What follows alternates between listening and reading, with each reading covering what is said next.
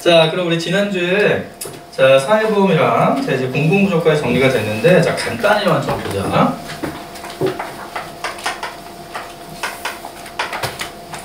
자, 여기 사회보험이 있고, 자, 공공부조 있고, 이거 두 가지 봤는데, 자, 이제 오늘은 사회서비스를 볼 거야.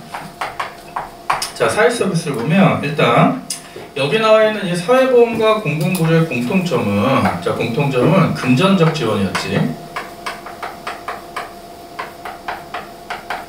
돈으로 도와주는 거고, 자, 근데 이에 반해 사회서비스는 서비스니까 일단 비금전적 지원. 그치? 이거 반드시 구별해야 되고, 자, 그 다음에 자, 얘들아, 사회보험은 사전 예방이야, 사후 처방이야? 사회보험은 사전 예방. 보험이니까. 자, 이에 반해 공공부조는 사후 처방. 자, 사회보험은 강제가입이죠?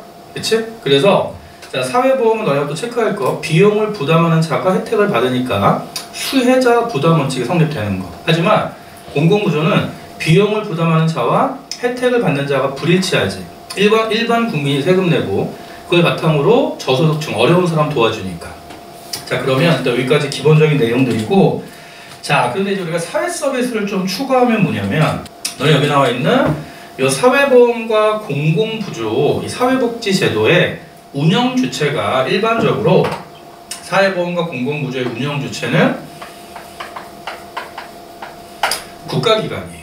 정부가 될 수도 있고 또는 지자체가 될 수 있어서 꼭 하나, 운영 주체는 국가기관인데 요 사회 서비스가 좀 달라. 사회 서비스는 운영 주체, 기본적 운영 주체는 국가기관이에요.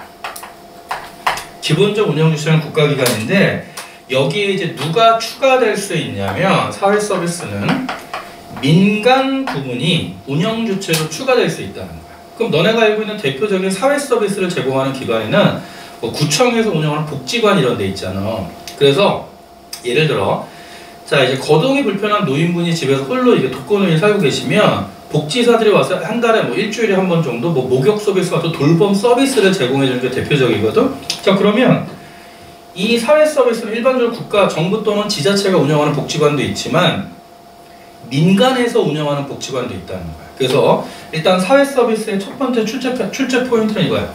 운영 주체, 민간 부문이 존재한다. 운영 주체에 민간 부문이 존재한다. 그래서 구별되는 점을 좀 확실히 정확히 알아야 돼. 그리고 일반적으로 이제 사회복지제도가 이루어지면, 자, 사회보험과 공공부조가 일단 일반적으로 이루어지고요. 이 사회 서비스는 주로 이제 보조적 수단으로 이루어지는 경우가 많아. 자, 그럼 하나 더. 자, 우리 지난주에 공부했는데, 그럼 사회보험의 대상은 누구였죠? 사회보험의 대상은? 일단 사회보험의 대상은 전 국민이야. 자, 사회보험의 대상은 전 국민이고요. 공공부조의 대상은 일반적으로 저소득층이지. 생계 유지가 어려운 저소득층을 대상으로 하죠. 그래서 신청을 하면 자산이나 소득 등을 심사한 후에 대상자를 결정하는 거야. 근데 이 사회 서비스의 대상은 누구냐면 도움을 필요로 하는 모든 국민이 된다고. 그럼 결론은 저소득층, 어려운 사람들이 도움이 필요하면 사회 서비스 혜택을 받을 수도 있고요. 너네들도 만약에 도움이 필요하면 복지관 찾아가서 혜택을 받을 수 있는 거, 다양한 프로그램들이 있어서. 그래서 일단 사회보험의 대상은 전국민, 공공부조 대상은 생계 유지가 어려운 저소득층, 그 다음에 사회 서비스는 도움을 필요로 하는 국민. 자, 그런데 이 서비스를 운영하는 주체가 국가기관일 수도 있고 민간일 수도 있다고 그랬잖아. 근데 중요한 게 뭐냐면, 그럼 이 사회 서비스는 만약에 서비스의 혜택을 받고 싶으면요, 원칙이 뭐냐면, 잘 봐. 자, 원칙은, 자, 수혜자 부담 원칙이에요. 자, 무슨 말이죠? 서비스가 필요한 사람이 가서 신청을 하고 비용을 부담하고 혜택을 받는 게 원칙이야. 그치? 그럼 이건 사회보험과 똑같잖아. 사회보험은 보험료를 납부해야 혜택을 받으니까. 근데 차이점은 뭐냐면 원칙은 수혜자 부담 원칙인데 예외가 존재한다는 거. 그래서 어떤 예외가 존재하면 이거 예외가 존재한다는 거 알아나?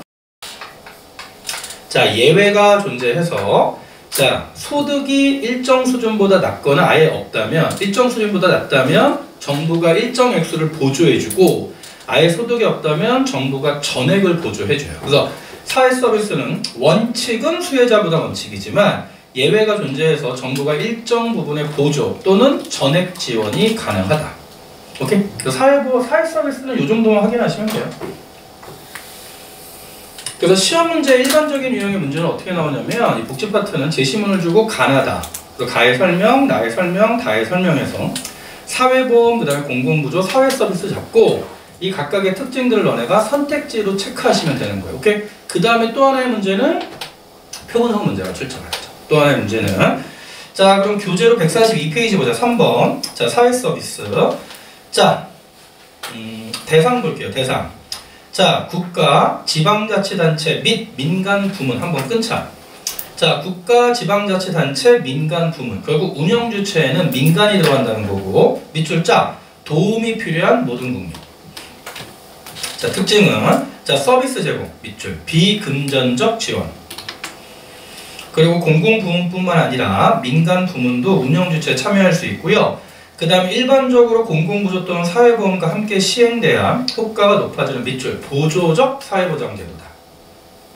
자, 비용부다 보면 부담 능력이 있는 국민에 대한 비용은 자, 수익자가 부담함을 원칙으로 합니다. 즉 비용을 부담해야 혜택을 받을 수 있지만 서비스의 혜택을 밑에 보면 일정 소득 수준 이하 국민에 대한 비용의 전부 또는 일부는 국가 또는 지자체가 부담한다. 즉 예외가 존재한다. 그래서 사회 서비스는 굳이 시험에 나오면 요게 나와요.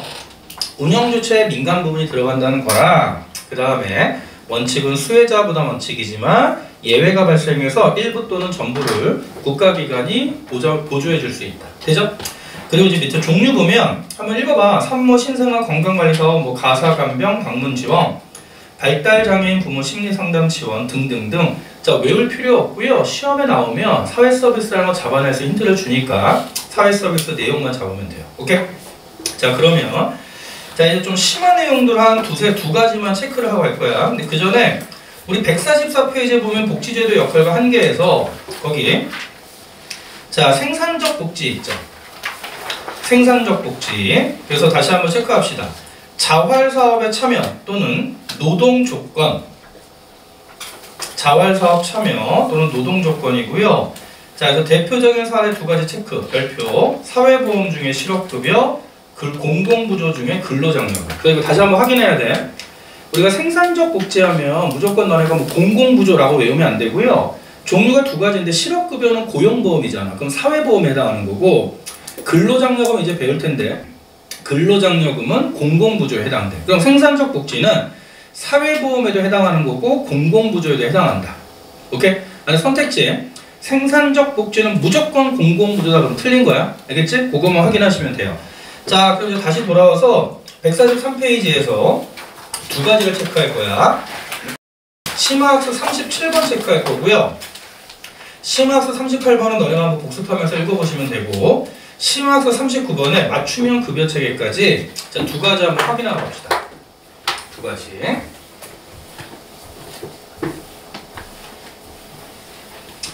자, 일단 먼저 자, 근로장려금이 있어.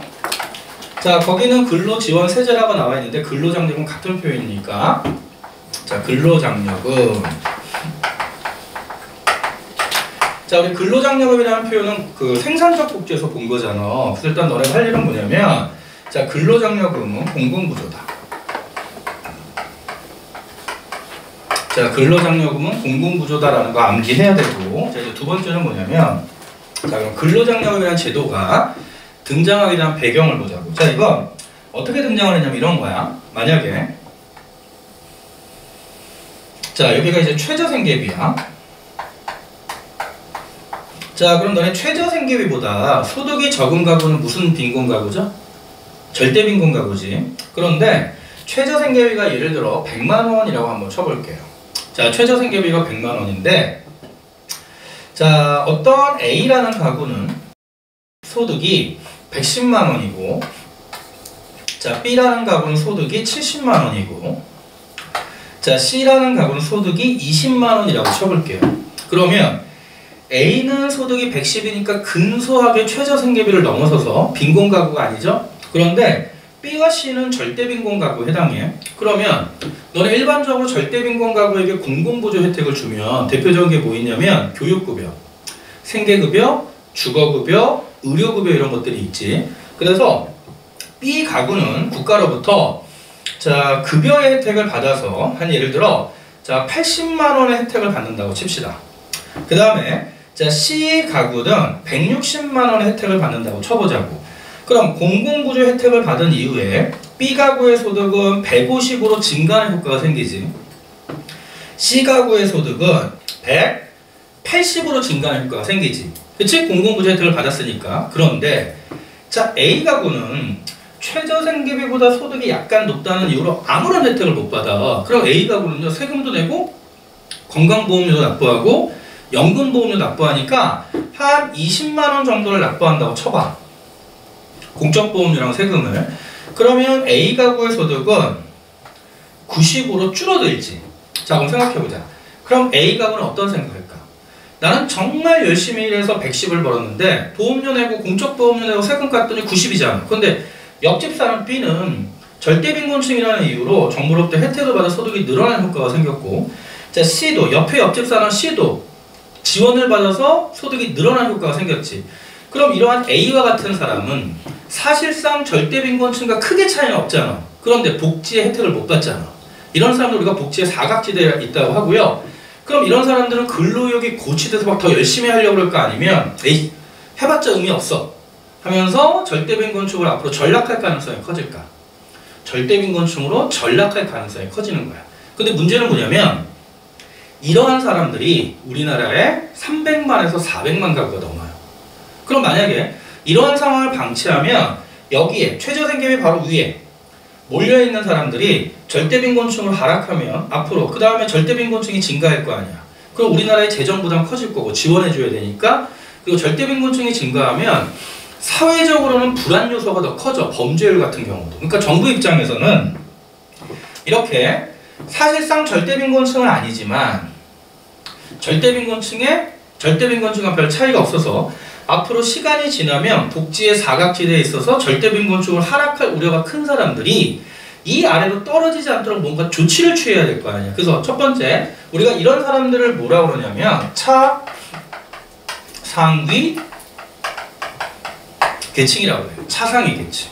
그럼 다시 이 차상위 계층에 해당하는 사람들이 절대빈곤층으로 전락하는 걸 막기 위해 이 사람들에게 대해서 보조금 또는 지원금 또는 장려금을 주는 게 근로장려금이야. 그리고 지원금을 줄 때는 그냥 대가 없이 일방적으로 지원해주기 때문에 요 근로장려금은 공공부조가 됩니다.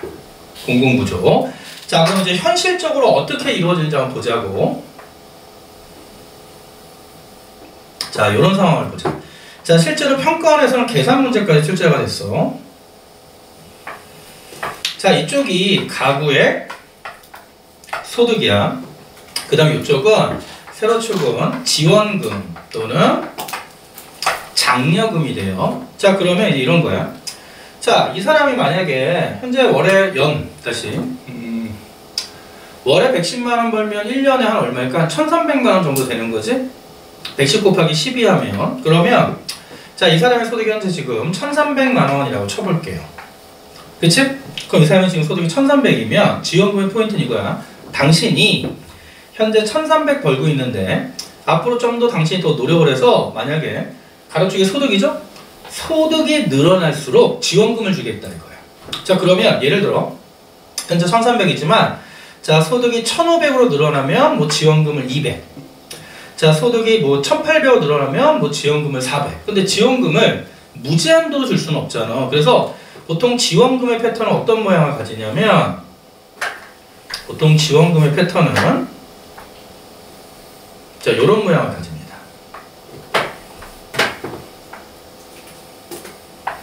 보통 지원 삐뚤어졌어. 다시 보통 지원금의 패턴은 이러한 모양을 가져요.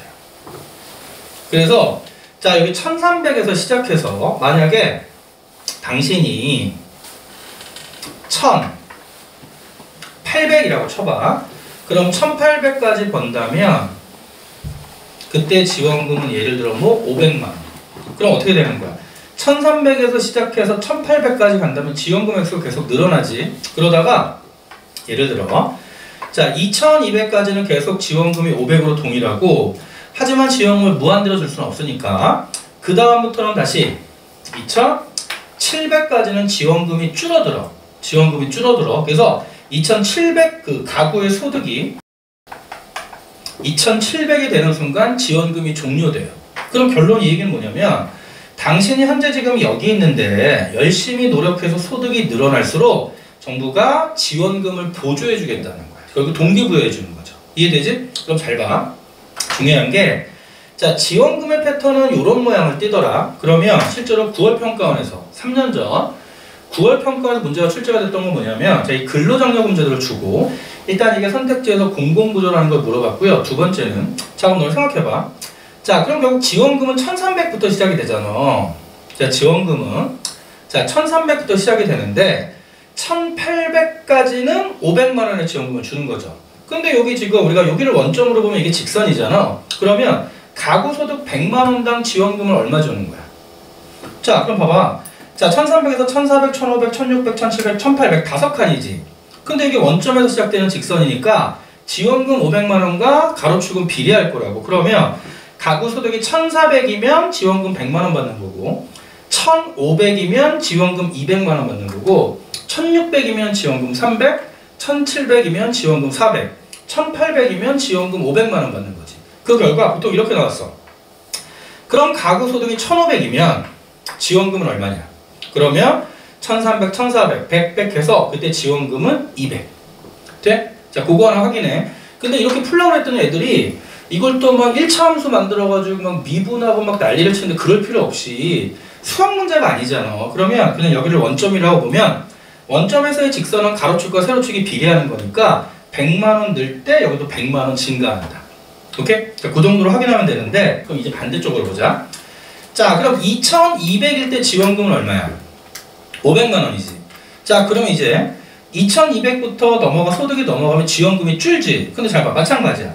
자, 여기도 다섯 칸이지. 100, 100, 100, 100, 100. 그러면 가구 소득이 100만원 늘어날 때마다 지원금은 100만원씩 줄어드는 거지. 그래서 만약에 여기가 2400이면 가구 소득이 2400일 때 지원금은 300만원이 되겠지. 100, 100 줄어들어서. 그것만 확인하시면 돼요. 자, 이제 하나 더 있어. 중요한 게. 자, 이건 아직 평가원에 안 나왔는데 너네 좀 잘 봐. 여기서 이제 원점에서 시작되는 직선이잖아. 그럼 이거 산수다. 그러면 가로축의 가구소득과 세로축의 지원금이 있죠. 그러면 가구소득 증가율과 지원금의 증가율은 같은 거지. 자, 여기를 원점으로 보면 원점에서 직선은 가로축과 세로축이 비례하는 거니까 금액을 계산하는 걸 물어볼 수도 있고 또 하나 물어보면 가로축의 가구소득 증가율과 세로축의 지원금의 증가율은 같다. 가구소득 증가율과 요 구간에서만 가로축의 가구소득 증가율과 세로축의 지원금 증가율은 같다. 여기까지 파악해야 돼. 오케이? 그리고 또 하나. 자, 그럼 너네 볼 때 예를 들어 자, 2100만원이면 지원금이 얼마야? 500만원이지. 그래서 너네 중요한 거 잘 봐. 요건 아직 평가원에 안 나왔어. 자, 가로축이 가구소득이야. 가로축이 가구소득. 자, 그러면 자, 다시 한번 물어볼게요. 가구라는 개념은 장소적 개념이지. 자, 그러면 한 가구의 소득이 2100이면 지원금을 500 주는데 문제는 이럴 수 있어. 그 가구가 2100번은 가구가 2인 가구일 수도 있고 또는 3인 가구일 수도 있고 또는 4인 가구일 수도 있잖아. 그럼 너 생각해봐. 2인 가구도 2100을 벌어. 4인 가구도 2100을 벌어. 근데 2인 가구는 부부만 사는 거. 4인 가구는 부부와 애 2명. 자, 그럼 누가 더 많은 필요를 하겠어? 자, 2인 가구보다는 4인 가구 필요가 더 많겠지. 그래서 우리나라 지원금 제도, 이 근로장려금의 지원금 제도는 현실적으로 어떻게 되냐면 자, 일단 가로축의 소득은 가구소득 기준이라 2인 가구가 2,100 벌 수도 있고 4인 가구가 2,100 벌 수도 있고 뭐 6인 가구가 2,100 벌 수도 있잖아. 그러면 정부가 판단할 때 가구 소득이 다 2,100으로 동일하다고 무조건 500 주는 건 불합리하다고 판단하는 거야. 그럼 너희가 상식적으로 볼 때 가구 소득이 동일해도 가구당 구성원 수가 많으면 많을수록 더 많은 돈을 필요로 하겠지. 그래서 현실적으로 일반적인 경우는 실제 현실은 어떻게 되냐면 요거는 1인 가구의 경우에 지원금이라면 2인 가구는 지원금 액수가 더 늘어나는 거야. 3인 가구도 지원금 액수가 더 늘어나는 거야. 결국 동일한 가구 소득 2,100에 대해서 1인 가구면 좋아 1년에 500 도와줄게. 하지만 동일한 가구가 2,100이어도 2인 가구면 뭐 700 주는 거고요. 3인 가구면 뭐 1,000 주는 거지. 오케이? 그럼 결론 이거다. 가구당 소득이 동일해도 지원금의 액수는 가구당 구성원 수가 많아질수록 늘어난다. 오케이? 그래서 교재 보면 143페이지에 봐봐. 거기 그림 나와 있잖아. 근로장려금은요. 동일한 가구 소득에 대해서 무자녀, 1인 자녀, 2인 자녀, 3인 이상 자녀 가구당 구성원 수가 늘어날수록 어떻게 된다는 거야? 지원금의 액수는 더 커진다. 여기까지 확인. 그래서 실제로 평가원은 이건 안 나왔어. 그냥 일반적인 경우로 방금 봤던 뭐 2,100일 때 지원금 얼마냐 또는 1,500일 때 지원금 얼마냐 또는 2,400일 때 지원금 얼마냐 그리고 근로장려금은 공공구조. 자 근데 이게 심화 문제로 나오면 하지만 현실에서는 지원금이 가구당 소득이 동일해도 가구당 구성원 수가 많을수록 지원금의 액수가 올라간다. 거기까지 확인. 오케이? 거기까지 확인하고 자 근데 하나 더 있어. 이거 아직 출제가 안 됐는데 이제 내가 미는 건데 아까 우리가 방금 요 구간을 봤잖아. 자, 요 구간. 그럼 얘들아 요 구간에서는 자 원점에서 시작돼서 직선의 형태로 나와서 1,300에서 1,800 가구 소득까지 보조금은 500이니까 그럼 가구 소득이 100 늘어날 때 지원금은 100만 원씩 증가했지. 가구 소득 100마다 지원금도 100. 그래서 가로축 가구 소득의 증가율과 세로축 지원금의 증가율이 같았어. 그러면 내가 만약에 수능 출제자라면 요거를 바꿀 거야. 어떻게 바꿀 거냐면 근데 내가 수능 출제자가 될 일은 없겠지.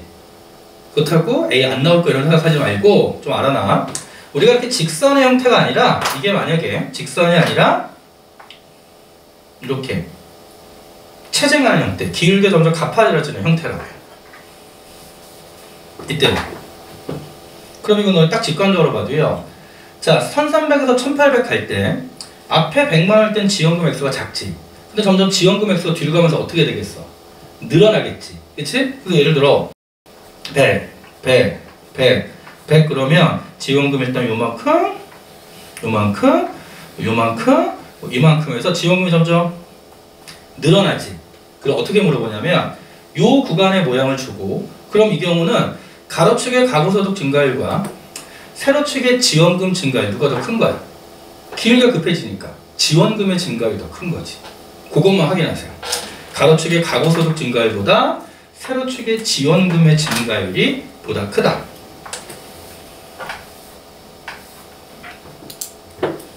되니? 오케이. 그래서 근로장려금은 일단 여기까지 확인. 그럼 너네 딱 봐도 이거 소득재분배효과 있어 없어? 소득재분배효과 있잖아. 그리고 두 가지만 체크해. 그래서 지금 여기에 있는 사람들이 이 절대빈곤층으로 하락하는 걸 막기 위해서 동기부여해 주는 거야. 근로의욕을 고취해 주는 거야. 열심히 일하면 더 지원금 줄게. 또 하나는 뭐냐면 결국 이 사람들에게 정부가 지원을 해줘서 소득재분배 효과가 있다. 빈부격차를 완화시키는 효과. 이 두 가지. 그래서 실제로 이제 서울에 어떤 제도가 있냐면 서울시에서 하는 거야. 자, 기쁨도배 통장이라는 게 있어요. 기쁨도배 통장. 자, 어떤 거냐면 자, 어떤 40대 후반, 50대 초반의 여성분이 있어. 남편은 돌아가셨고 아이 2명을 키웁니다. 그럼 너네 물어볼게요. 전업주부로 일하고 있던 여성이 남편이 돌아가신 거야. 근데 재산이라고 집 한 채밖에 없어. 뭐 빌라 한 채 이런 사람 되게 많거든. 그럼 그분이 이제 갑자기 남편이 돌아가셨습니다. 그래도 남편은 그냥 일반적인 월급쟁이였어. 남편이 돌아가는 순간 이제 아내가 이제 생계를 책임져야 되잖아. 그럼 봐봐. 집안에서 가정일만 한 20년째 돌보다가 갑자기 남편이 죽어서 자기가 생계를 책임져야 돼. 일단 첫 번째, 취업이 가능할까? 현실적 취업이 불가능하지. 왜냐면 결혼하고 20년 동안 경력 단절된 상태였잖아. 그 나이도 40대 후반 또는 50대 초반이야. 그러면 이런 분들이 가장 많이 하는 일이 뭐냐면 가사도우미야. 가사도우미. 그래서 선생님도 아내가 이전에 직장 다닐 때는 일주일에 한 번 가사도우미를 불렀거든. 그러면 이제 비용이 어떻게 되냐면 기준이 이거야. 보통 하루에 4시간이야. 그래서 9시에서 1시 또는 2시에서 6시야. 그러면 가사도우미 분이 그분의 이제 숙련도에 좀 차이가 있겠지만 일반적으로 5만원, 4시간에 한 5만원에서 6만원 정도 받으세요. 그럼 6만원 받는다고 쳐보자. 그럼 6만원 받는데 그분이 6만원을 다 가져가는 게 아니지. 그걸 소개해주는 플랫폼 회사가 있을 거 아니야? 그래서 우리는 인터파크에서 했었거든? 인터파크에도 그게 있더라고. 그럼 인터파크에서 뭐 5천원 정도를 가져가나 봐. 그럼 실제로 그분은 하루에 4시간 청소를 한 5만 5천원을 받아. 자, 그런데 운이 좋으면 좀 근거리에 배정되면 오전에 4시간 일하고 버스 타고 20분 이동해서 편의점에서 간단히 김밥 하나 먹고 오후에 또 2시부터 딴 집을 일해. 그럼 하루에 11만원 버는 거잖아. 그치? 그러면 자, 하루에 11만원 버는데 문제는 가사도우미가 어느 지역에서 올지 모르기 때문에 예를 들어 만약 서울로 따지면 오늘은 뭐 강서구, 그 다음에 내일은 뭐 강남구, 그래서 계속 경기도까지 분당까지 엄청나게 왔다 갔다 해. 일단 안정적이지 못하지. 그러다 보니까 한 달에 좀 제대로 일을 해도 한 20일까지 최대한 일할 수 있다고 쳐봐. 그럼 만약에 한 달에 20일을 풀로 일했다면 얼마 버는 거야? 220 버는 거잖아. 오전하고 다 일을 했다면. 그럼 물어볼게. 애가 2명 있어. 220으로 생계유지가 가능할까 안 할까? 고등학생이야. 불가능하지. 그래서 이분은 하도 왔다 갔다 하고 그리고 이거 하면은 그냥 하루 벌어 하루 쓰는 거야. 그러니까 이분의 소원은 뭐냐면 좀 작더라도 좀 그 큰 골목이 아니어도 그 대로 그 골목 뒤편에 한 테이블 한 3, 4개 들어가는 분식집이라 하나 차리고 싶은 거야.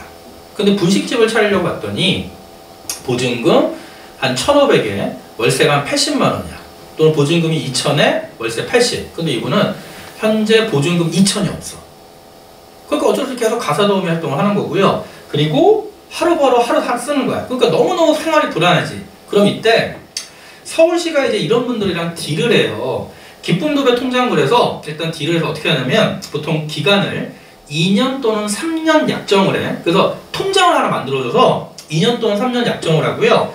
이분이 그 서울시에서 만든 통장이 있을 거 아니야? 거기다가 2년 동안 또는 3년 동안 매월 일정 액수를 저금하는 거야.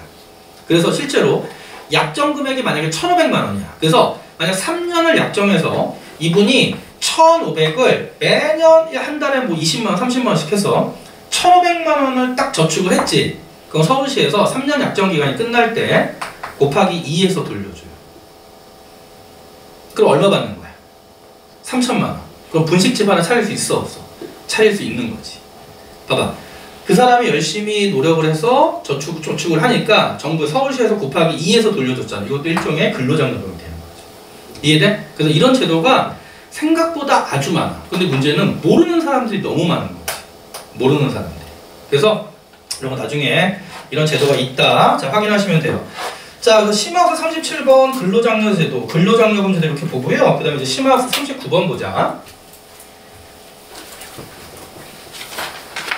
자, 심화학습 39번에 이제 뭐가 있냐면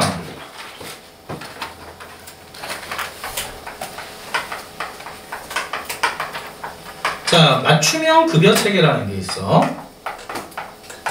맞춤형 급여 체계. 너네가 주의할 거 여기서 말하는 맞춤형 급여는 공공부조에서 주는 거를 얘기해. 공공부조. 자, 그러면 이제 이런 거야. 자, 우리나라의 공공부조 제도가 변했어. 어떻게 변했냐면 2017년 이전에는 이 세로축이 소득인데요. 자, 자, 최저 생계비 금액을 기준으로 해서 이 세로축이 가구의 소득이야. 그러면 가구 소득이 최저 생계비 미만이지. 그러면 정부가 일률적으로 거기 교재 보면 7가지의 급여를 그냥 일률적으로 줬어요. 다시 과거에는 우리나라에서 공공부조를 할 때는 단지 최저생계비를 기준으로 해서 최저생계비 미만이면 일률적으로 7가지의 급여를 준 거야. 근데 이게 무슨 문제가 생겼냐면 너 생각해봐. 절대빈곤층이잖아. 그런데 그 절대빈곤층 중에는 아이가 없는 경우도 있지. 그치? 아이가 있는 경우도 있고 아이가 유치원 초등학생이 뭐 2명, 3명 있는 경우도 있고 아예 없는 경우도 있고 결국 무슨 말이냐면 같은 절대 빈곤층이라 하더라도 각각의 절대 빈곤층에서는 서로 다 사는 환경이 다르잖아. 그럼 그들의 필요는 다 다를 수 있지. 근데 그때는 과거에는 그 각각 절대 빈곤층의 특성을 반영하지 않고 그냥 일률적으로 최저생계비 미만이면 일괄적으로 급여를 지급한 거야. 근데 이제 이거에 대한 반성이 생긴 거야. 같은 절대 빈곤층이어도 애가 있냐 없냐 등에 따라서 서로 필요가 다를 수 있다. 그러면서 이제 2017년부터 제도가 바뀌어서 제도가 맞춤형 급여 체계로 바뀌어요. 그 맞춤형 급여 체계로 바뀌어서 이제는 제도가 어떻게 바뀌었냐면 일단 최저생계비를 기준으로 안 해. 그럼 2017년 이전에는 최저생계비를 기준으로 했으니까 절대적 빈곤의 개념을 적용한 건데 2017년 이후에 맞춤형 급여 체계로 바뀌면서 어떻게 하냐면 이제 새로 축은 보건복지부가 발표하는 중위소득을 기준으로 합니다.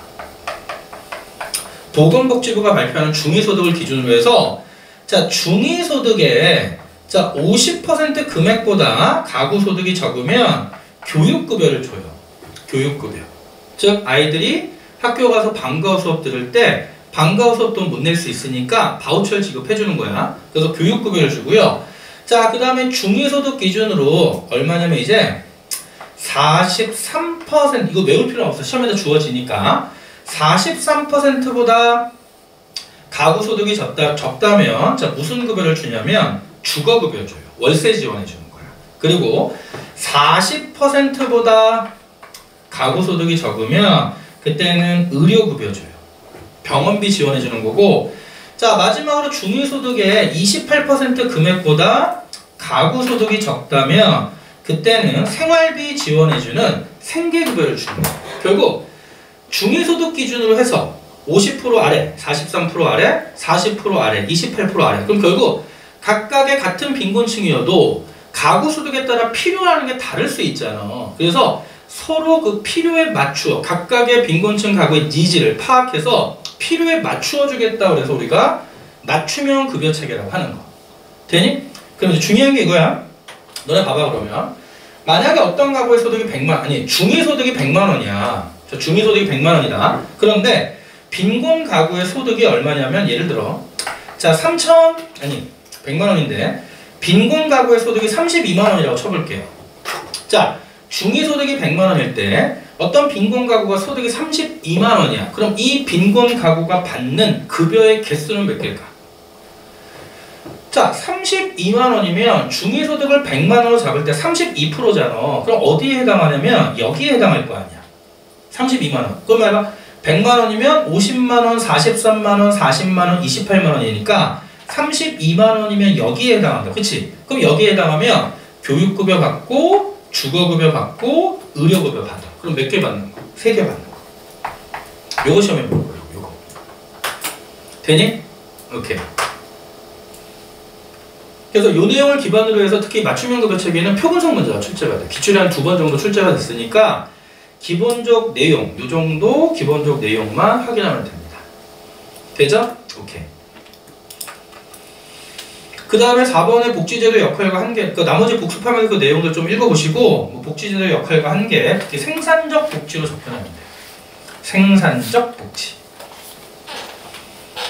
자, 그 다음에 맨 밑에 보면 144쪽 맨 하단에 복지 수혜층 범위에 따른 유형에서 자, 선별적 복지랑 보편적 복지 있죠? 자, 우리나라의 사회보장 제도는 사회보장 제도 중에 사회보험 공공부조 사회서비스 있잖아. 일단 사회보험은 대상이 전 국민이죠. 그래서 사회보험은 무조건 보편적 복지야. 그래서 우리나라 국민연금, 건강보험 기본적으로 보편적 복지고요. 자, 선별적 복지는 특정 계층을 타겟으로 하는 거니까 공공부조는 모두 선별적 복지가 됩니다. 그리고 만약에 너는 생각해봐. 장애인연금제도 나왔어. 그럼 장애인만 주는 거지. 보편적 복지야, 선별적 복지야. 선별적 복지가 되는 거지. 그래서 보편적 복지, 선별적 복지는 그 정도 확인하고요. 자, 이렇게 해서 우리 테마 13번이 끝난 거야. 그리고 너네 문제를 보면 문제는 일단 표분석 문제는 뺐어. 표분석 문제는 나중에 우리가 마지막 주에 할 거니까 빼고요. 기본 개념 문제 위주로 들어가 있으니까 기본 개념 문제 위주로 정리하시면 됩니다. 오케이. 자, 일단 이 정도 확인하면 되고, 오늘 진도상 여기서 한번 좀 끊었다 갈게요.